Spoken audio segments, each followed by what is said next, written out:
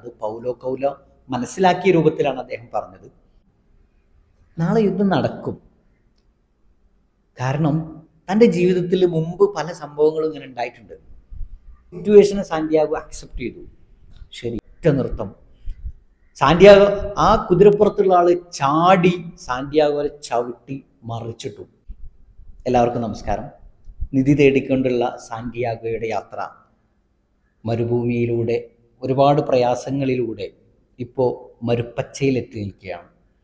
മരുഭൂമിയിലെ മരുപ്പച്ച എന്നുള്ളത് വല്ലാത്ത സന്തോഷം നിറഞ്ഞ ഒരു പ്രദേശമാണ്. എന്നാൽ സാന്റിയാഗോയുടെയും ഇംഗ്ലീഷുകാരൻ്റെയൊക്കെ മനസ്സിലുണ്ടായിരുന്ന മരുപ്പച്ചയേക്കാൾ എത്രയോ വലുതാണ് ഈ മരുപ്പച്ച എന്ന് അവർ തിരിച്ചറിയുന്നുണ്ട്. മരുപ്പച്ചയിലുള്ള ജീവിതം മുന്നോട്ട് പോവുകയാണ്. യുദ്ധം നടക്കുകയാണ്. യുദ്ധത്തിനൊരു അവസാനം ഇതുവരെ ആയിട്ടില്ല എന്നതുകൊണ്ട് തന്നെ മരുപ്പച്ചയിലുള്ള വാസം തുടരുകയാണ്. അവിടെയാണ് നമ്മുടെ സാന്റിയാഗോക്ക് നല്ലൊരു പ്രണയമുണ്ടാകുന്നത് ഫാത്തിമയുമായി. ആ പ്രണയത്തിലെ ഒരുപാട് നിമിഷങ്ങൾ കഥയിൽ ഇങ്ങനെ വിശദീകരിക്കുന്നുണ്ട്. അതിൽ ഒരിക്കൽ സാന്റിയാഗോ പ്രണയ അഭ്യർത്ഥന നടത്തുന്ന സമയത്ത് ഫാത്തിമ പറയുന്നുണ്ട്, നമുക്ക് നല്ല ഫ്രണ്ട്സായി തുടരാമെന്ന്. അങ്ങനെ ആ ഫ്രണ്ട്ഷിപ്പ് അവരിങ്ങനെ തുടർന്നുകൊണ്ടിരിക്കുന്നതിനിടയിലാണ് ഒരിക്കൽ ഫാത്തിമ വന്നിട്ട് സാന്റിയാഗോയോട് പറയുന്നുണ്ട്, എനിക്ക് പ്രത്യേകിച്ച് മോഹങ്ങളൊന്നുമില്ല, എനിക്ക് വലിയ സ്വപ്നങ്ങളൊന്നുമില്ല, എൻ്റെ ജീവിതം മൊത്തം ഈ മരുപ്പച്ചയിലാണ്, ഇത് വിട്ട് ഞാൻ അങ്ങോട്ട് പോയിട്ടുമില്ല. നിനക്കൊരുപാട് സ്വപ്നങ്ങളുണ്ട്, നിനക്ക് ഒരുപാട് ആഗ്രഹങ്ങളും പ്രതീക്ഷകളുണ്ട്. ഈ ആഗ്രഹങ്ങളിലും പ്രതീക്ഷകളിലുമൊക്കെ നിൻ്റെ കൂടെ കൂടാൻ ഞാൻ ആഗ്രഹിക്കുന്നുണ്ട് എന്ന്. ആ ഒരു നിമിഷം സാന്റിയാഗോയുടെ ജീവിതത്തിൽ വല്ലാത്ത സന്തോഷം നിറഞ്ഞൊരു ദിവസമായിരുന്നു. സാന്റിയാഗോ എന്തെന്നറിയാതെ ആനന്ദിച്ച ആ ഒരു രംഗം. അപ്പോൾ അവിടെ ഉണ്ടായിരുന്ന മരുഭൂമിയിലെ ആ ചൂട്, മരുഭൂമിയിലെ മണൽത്തരികളിൽ ഉണ്ടാകുന്ന പൊള്ളൽ, അവിടെ ഉണ്ടാകുന്ന ചെറു കാറ്റ് എല്ലാം സാന്റിയാഗോക്ക് ഫീൽ ചെയ്യാണ്. ഇത് എനിക്ക് വേണ്ടി അവരൊക്കെ എന്നോടൊപ്പം ആനന്ദിക്കുകയാണ് എന്ന് തോന്നിപ്പോയ വല്ലാത്തൊരു നിമിഷം. അത് വായിക്കുമ്പോൾ ആ രംഗം നമുക്കിങ്ങനെ കണ്ണിൽ കാണാൻ പറ്റും. അങ്ങനെ രസകരമായിട്ട് പൗലോ കോയ്ലോ അതിനെ വർണ്ണിച്ചിട്ടുണ്ട്. എന്നിട്ട് ആ ഒരു സ്നേഹം പറഞ്ഞതിന് ശേഷം സാന്റിയാഗോ ഇങ്ങനെ സന്തോഷിച്ച് നിൽക്കുന്ന സമയത്ത് അവൾ പറയുന്ന ഒരു കാര്യം കൂടെ ഉണ്ട്, ഞാൻ നിന്നെ ഇഷ്ടപ്പെടുന്നുണ്ട്, അതുകൊണ്ട് തന്നെ നീ നിൻ്റെ യാത്ര തുടരണം. സാന്റിയാഗോക്ക് വല്ലാത്തൊരു ഷോക്കായിപ്പോയി. കാരണം താൻ പ്രതീക്ഷിച്ച നിധി ഫാത്തിമയാണ് എന്ന് മനസ്സിലാക്കി അവിടെ സുഖമായി വിവാഹം കഴിച്ച് ജീവിക്കാൻ എന്നൊക്കെ ആഗ്രഹിച്ച് അതിൽ വല്ലാതെ സന്തോഷിച്ച സാന്റിയാഗോയോട് ഫാത്തിമ പറയാണ്, നീ യാത്ര തുടരണം. മരുഭൂമിയിലുള്ള ഞങ്ങൾക്ക് ഇത് പതിവാണ്. ഇവിടെയുള്ള മരുപ്പച്ചയിലുള്ള ഒരുപാട് സ്ത്രീകൾ അവരുടെ ഭർത്താക്കന്മാർ യാത്ര പോയവരാണ്. യാത്ര പോയ ഭർത്താവ് തിരിച്ചു വരുന്നതും പ്രതീക്ഷിച്ച് അവരിങ്ങനെ കാത്തിരിക്കും. ചില ആളുകളൊക്കെ തിരിച്ചു വരുമ്പോൾ അവർ ആനന്ദിക്കുമ്പോൾ, അവർ സന്തോഷിക്കുമ്പോൾ ഞങ്ങളുടെ ഭർത്താക്കന്മാരും തിരിച്ചു വരും എന്ന പ്രതീക്ഷയിൽ മറ്റു സ്ത്രീകൾ കാത്തിരിപ്പ് തുടരും. അവരെങ്ങനെ കാത്തിരുന്ന് ഒരുപക്ഷെ അവർ തിരിച്ചു വരും.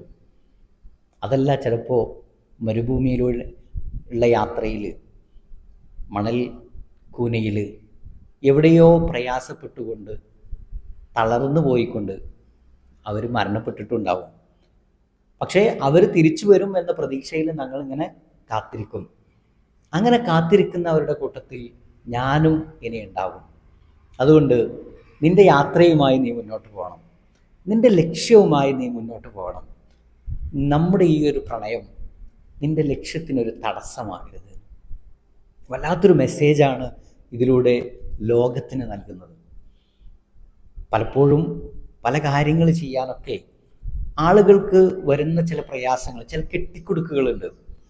എൻ്റെ കുടുംബം, എൻ്റെ മക്കൾ, എൻ്റെ മറ്റുള്ളവർ, ഇങ്ങനെ കുറേ കാര്യങ്ങൾ. ഈവൻ ഒരു ചെറിയ യാത്ര പോകണമെങ്കിൽ ചില വീട്ടിലൊക്കെ ഉമ്മമാരൊക്കെ പറയും, അല്ലേ, വീട്ടിൽ കോഴിയുണ്ട്, വീട്ടിൽ ആടുണ്ട്, ഇതൊക്കെ ഒരു തടസ്സമായിട്ട് പല കാര്യങ്ങൾ ചെയ്യുന്നതിലും പല സന്തോഷങ്ങളിലേക്ക് എത്തുന്നതിലും അതൊക്കെ തടസ്സമായിട്ട് ഇങ്ങനെ തോന്നും.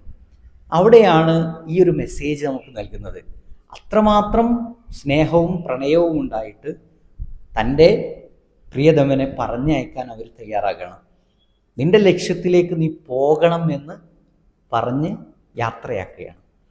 സാന്റിയാഗോയുടെ മനസ്സിലൊരു സമാധാനം, ഏതായാലും യുദ്ധം നടക്കുകയാണല്ലോ, യുദ്ധം തീർന്നിട്ട് യാത്രാസംഘം ഇവിടുന്ന് പുറപ്പെടുള്ളൂ, അപ്പോൾ അതുകൊണ്ട് കുറച്ച് കാലം കൂടെയൊക്കെ ഇവിടെ ഇങ്ങനെ നിൽക്കാം എന്നൊരു സന്തോഷത്തിൽ സാന്റിയാഗോ ഇങ്ങനെ നിൽക്കുമ്പോൾ പെട്ടെന്ന് സാന്റിയാഗോയുടെ മനസ്സിലൊരു ഓർമ്മ വരാം. ഞാനിവിടെ വന്നത് ഒരു സംഘത്തിൻ്റെ ഒപ്പമായിരുന്നു. അതിൽ എൻ്റെ പ്രിയ കൂട്ടുകാരനായിട്ട് ഒരുത്തനും കൂടെ ഉണ്ടായിരുന്നു, ഇംഗ്ലീഷുകാരൻ. എന്താ അവൻ്റെ സ്ഥിതി? അവനിപ്പോൾ എവിടെയാണ്? ഫാത്തിമയുമായിട്ടുള്ള ഈ പ്രണയ നിമിഷങ്ങളിൽ സാന്റിയാഗോ അവനെ മറന്നുപോയിട്ടുണ്ട്. പല ദിവസങ്ങളിലും ഇവർ തമ്മിൽ കണ്ടുമുട്ടുകയും സംസാരിക്കുകയൊക്കെ ചെയ്തപ്പോൾ ഇംഗ്ലീഷുകാരൻ്റെ കാര്യം മറന്നുപോയി.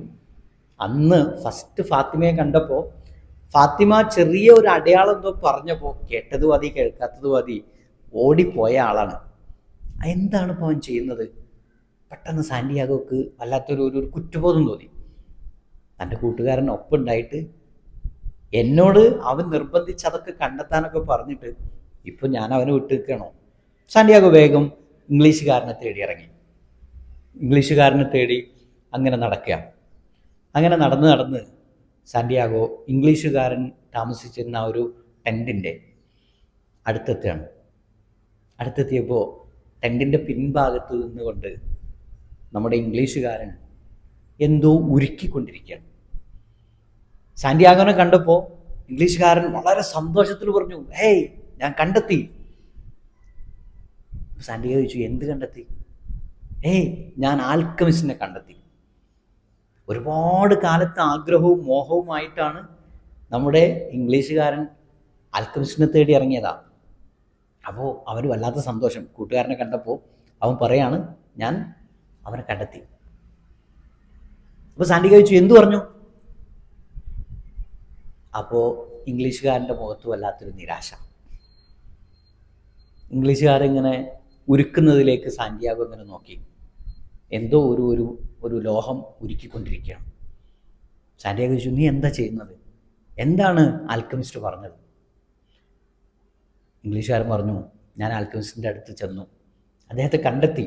വളരെ സന്തോഷത്തിൽ ഞാൻ ചെന്നിട്ട് ആൽക്കമിസ്റ്റിനോട് ഞാൻ എൻ്റെ കാര്യങ്ങളൊക്കെ പറഞ്ഞു.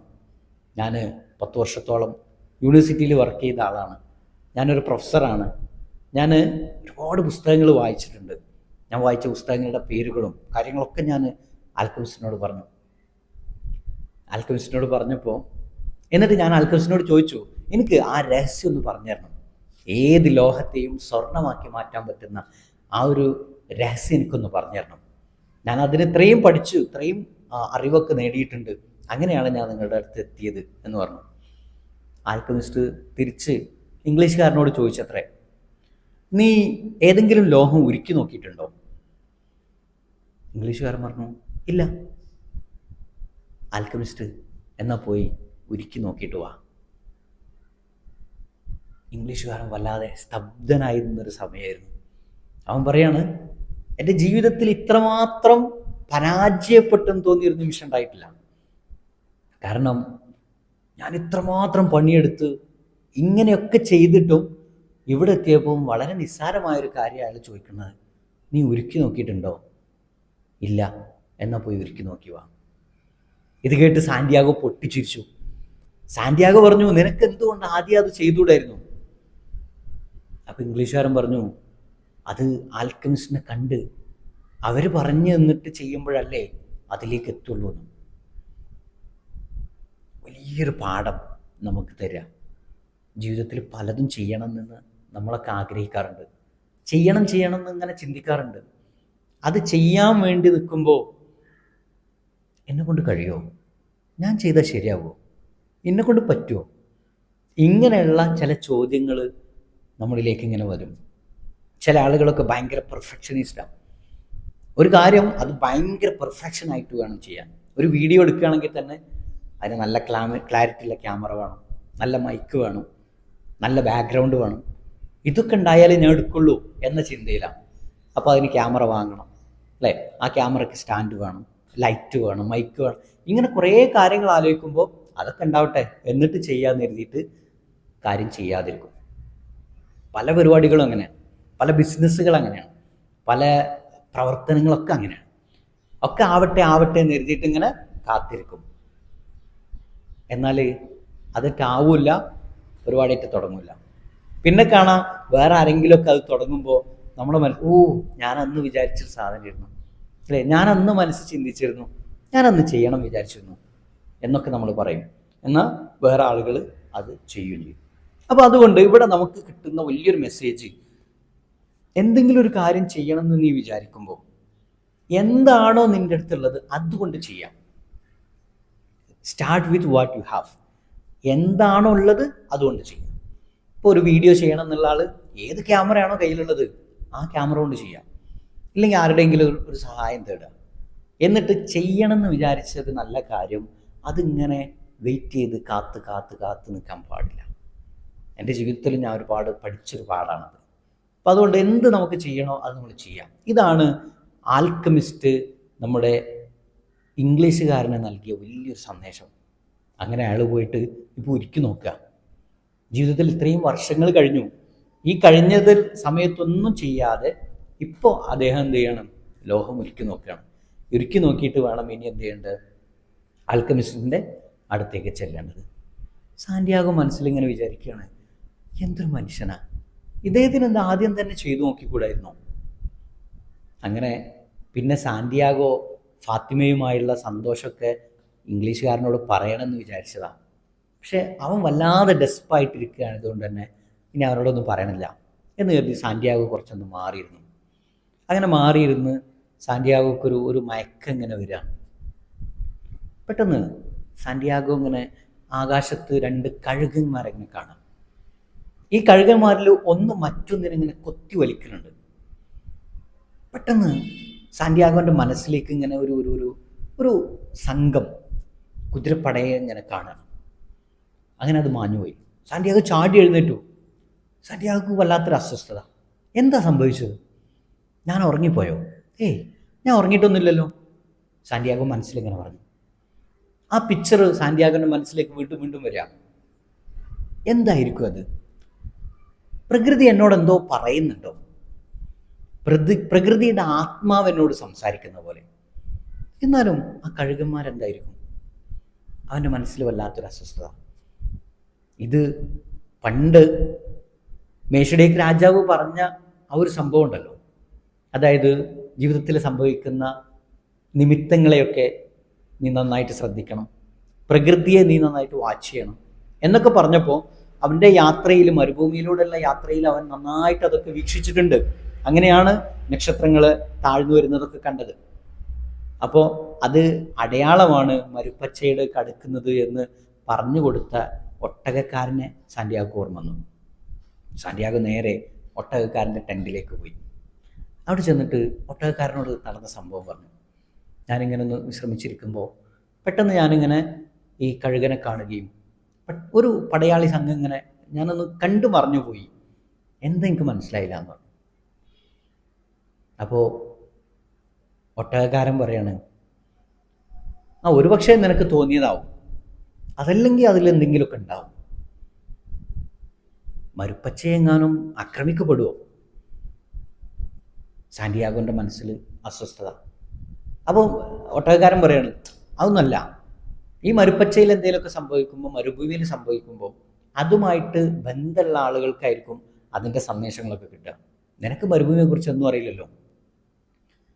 സാന്റിയാഗോ പറഞ്ഞു, അത് ശരിയാണ്, എനിക്ക് മരുഭൂമിയെക്കുറിച്ച് ഒന്നും അറിയില്ല.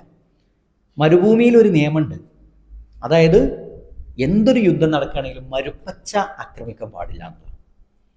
അപ്പോൾ മരുഭൂമിയിലുള്ള ആളുകൾക്കൊക്കെ അതറിയാം, മരുപ്പച്ച ആരും ആക്രമിക്കില്ല, സേഫ് സോണാണ്. അപ്പോൾ സാന്റിയാഗോൻ്റെ മനസ്സിലൊരു ചിന്ത വരികയാണ്, ഒരു പക്ഷേ മരുപ്പച്ചയിൽ ജീവിക്കുന്ന അല്ലെങ്കിൽ മരുഭൂമിയിലുള്ള ആളുകൾക്കൊക്കെയാണ് ഈ സന്ദേശം കിട്ടുന്നതെങ്കിൽ അവരതിനെ നിസ്സാരമായി കാണും. അങ്ങനെയൊന്നും സംഭവിക്കില്ല, കാരണം മരുപ്പച്ച ആരും ആക്രമിക്കില്ല എന്ന് തോന്നുമല്ലോ. അതുകൊണ്ട് മരുഭൂമിയെക്കുറിച്ച് ഒന്നും അറിയാത്ത എനിക്ക് പ്രകൃതിയുടെ ആത്മാവ് തന്ന ഒരു സന്ദേശമാണ് എന്ന് അവൻ ഇങ്ങനെ പറയാം. അപ്പോൾ ഒട്ടകക്കാരൻ പറഞ്ഞു, അങ്ങനെ നിനക്ക് ഉറപ്പുണ്ടെങ്കിൽ നീ ഒരു കാര്യം ചെയ്യണം, ഈ മരുഭൂമിയിലെ ഈ മരുപ്പച്ചയിലെ തലവന്മാരോട് ഗോത്ര തലവന്മാരുണ്ട്, അല്ലെങ്കിൽ ഇതിൻ്റെ ചില നേതാക്കന്മാരുണ്ട്, അവരോട് നീ പോയിട്ട് ഇതൊന്ന് പറയണമെന്നാണ്. സാന്റിയാഗോക്ക് വല്ലാത്തൊരു ഒരു ധീരത ഫീൽ ചെയ്യണം അവിടെ.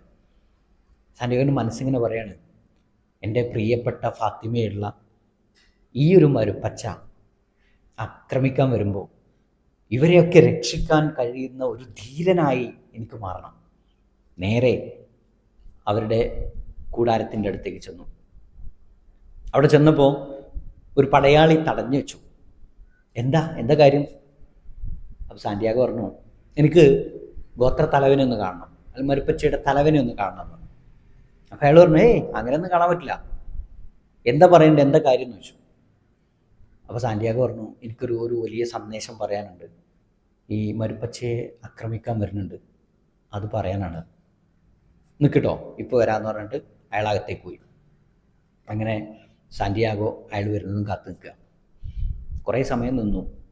പല ആളുകളും അകത്തേക്ക് കയറി പോകുന്നുണ്ട്, ചില ആളുകൾ പുറത്തൊക്കെ പോകുന്നുണ്ട്. സാന്റിയാഗോ അവിടെ ഇങ്ങനെ നിൽക്കുക.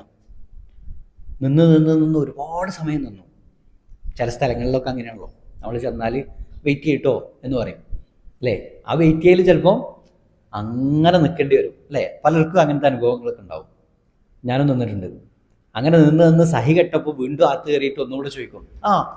അപ്പോഴേ ചിലപ്പോൾ ഓർക്ക് ഓർമ്മ ഉണ്ടാവുള്ളൂ അല്ലേ.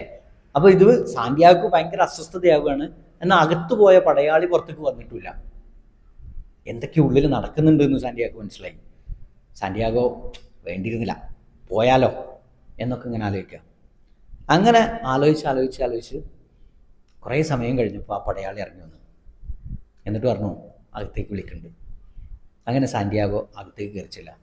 ഇപ്പോൾ സാന്റിയാഗോൻ്റെ ആ ഒരു സന്തോഷമൊക്കെ മാറിയിട്ടുണ്ട്.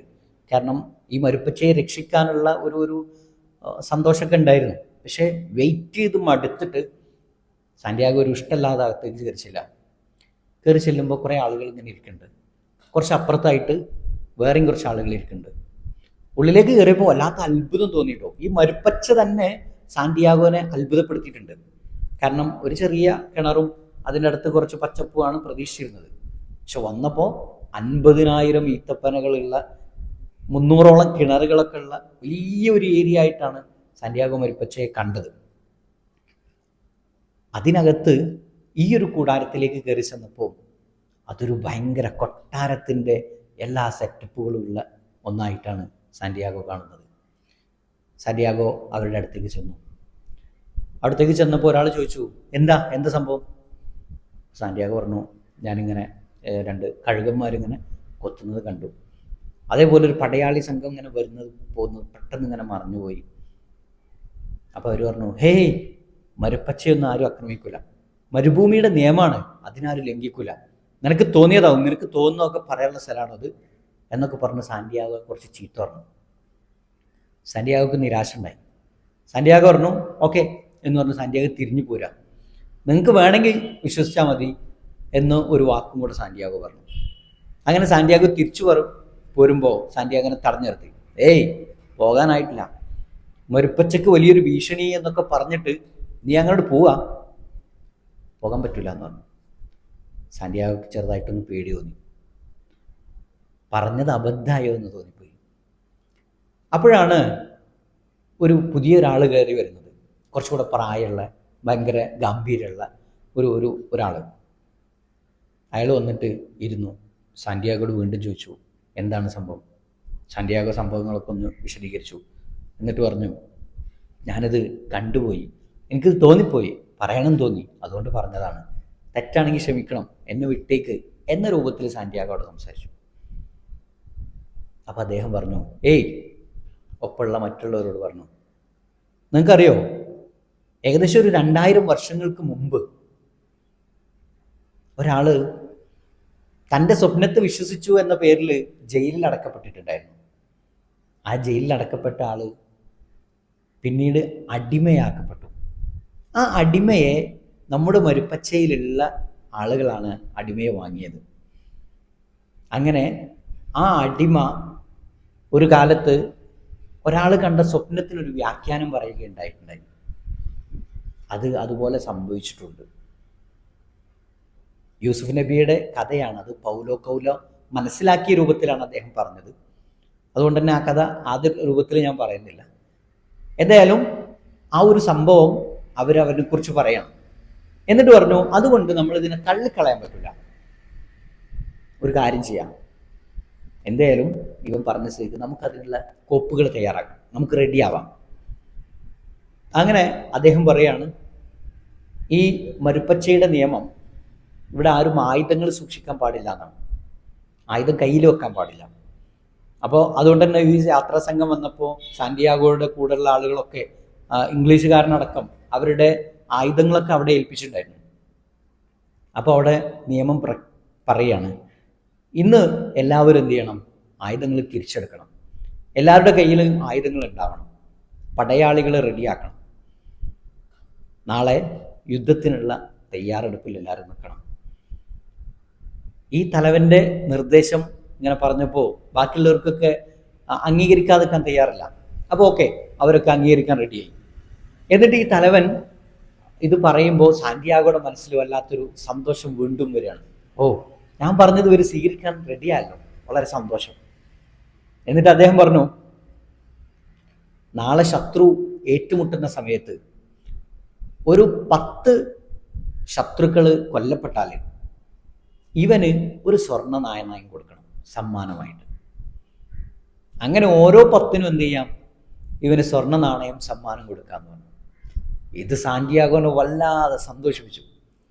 അങ്ങനെ സന്തോഷത്തിൽ നിൽക്കുന്ന സാന്റിയാഗോയുടെ മുഖത്ത് നോക്കിയിട്ട് ആ തലവൻ പറഞ്ഞു, ഒരു കാര്യം കൂടെ ഉണ്ട്, നാളെ ഈ ആയുധങ്ങളിൽ ഏതെങ്കിലും ഒന്നെങ്കിലും ഉപയോഗിക്കാൻ പറ്റിയില്ല എങ്കിൽ ഈ ആയുധത്തിലൊന്ന് നിന്റെ നേരെ ഉപയോഗിക്കും. സാന്റിയാഗോ അല്ലാതെ ഞെട്ടിപ്പോയി. പറഞ്ഞത് അബദ്ധമായി എന്ന് ശരിക്കും തോന്നി. വേണ്ടിയിരുന്നില്ല, പറയേണ്ടിയിരുന്നില്ല എന്ന് സാന്റിയാഗോ ഇങ്ങനെ മനസ്സിൽ പറയാം. ഏതായാലും സാന്റിയാഗോനെ പറഞ്ഞയച്ചു. അങ്ങനെ സാന്റിയാഗോ നടക്കുകയാണ്. വല്ലാത്തൊരു ഒരു പരിഭ്രമം. എന്തിനാണ് ഞാൻ അതൊക്കെ ചെയ്തത്? വെറുതെ എൻ്റെ ജീവന് ഞാൻ വില കൊടുക്കുകയാണ്, ജീവൻ ബലിയർപ്പിക്കുകയാണ്. ഇതിൻ്റെയൊക്കെ ആവശ്യം എന്തായിരുന്നു എന്ന് സാന്റിയാഗോ സ്വന്തം മനസ്സിലിങ്ങനെ പറയാണ്. വല്ലാത്ത ഭയമുണ്ട്, വല്ലാത്ത പേടി സാന്റിയാഗോ തോന്നുന്നുണ്ട്. നാളെ എങ്ങാനും ഇവിടെ യുദ്ധം നടന്നിട്ടില്ല എങ്കിൽ എൻ്റെ ജീവൻ നഷ്ടപ്പെടും.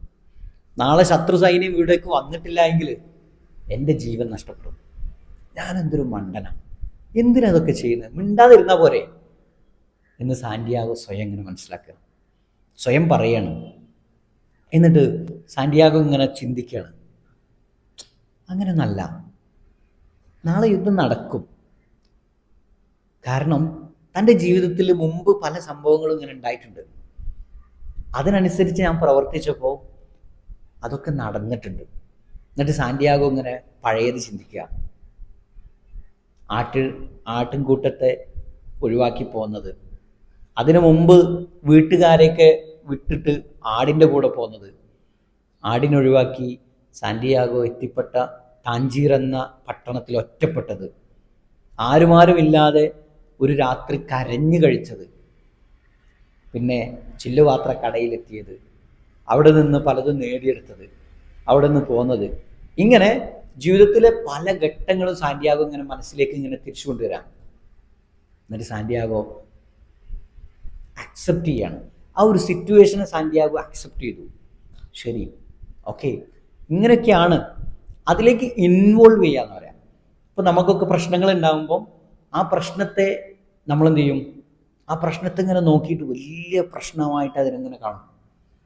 നേരെ മറിച്ച് ആ പ്രശ്നത്തിൻ്റെ മുകളിൽ നിന്ന് നമ്മൾ അതിനെ നോക്കുകയാണെങ്കിൽ ആ പ്രശ്നത്തിന് പരിഹാരം പെട്ടെന്ന് കണ്ടെത്താൻ പറ്റുന്നു.